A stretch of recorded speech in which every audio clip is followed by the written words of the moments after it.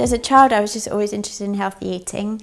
I was always the odd one out. I liked drinking apple juice instead of coffee, and I liked eating muesli instead of Cocoa Pops. And I wanted to be a vegetarian, and mum wouldn't let me. So when I left home at 17, I became a vegetarian straight away. As a vegetarian, I became a vegan. And as a vegan, I was eating a lot of fruit and a lot of salads. And a friend actually pointed out to me, oh, you're like a raw foodist. This was in 1993.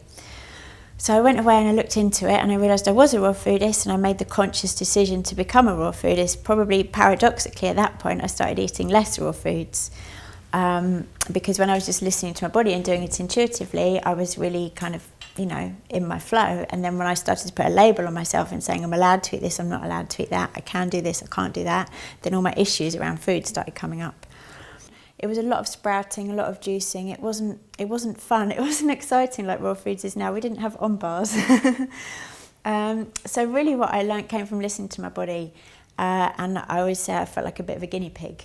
I would trial it out, I'd make the mistakes, and at the time it was often quite hard. At the time there was lots of ups and downs and lots of challenges, but now I'm just really grateful, because now that gives me the experience and the understanding to be able to share the information with you and to say hand on heart, raw foods works. I'm really, really sure that when you do it properly, raw foods works. And, there was no one to say that to me back then. And it was very much at a time of thinking, oh, I don't know if I'm doing the right thing and how am I going to get this right?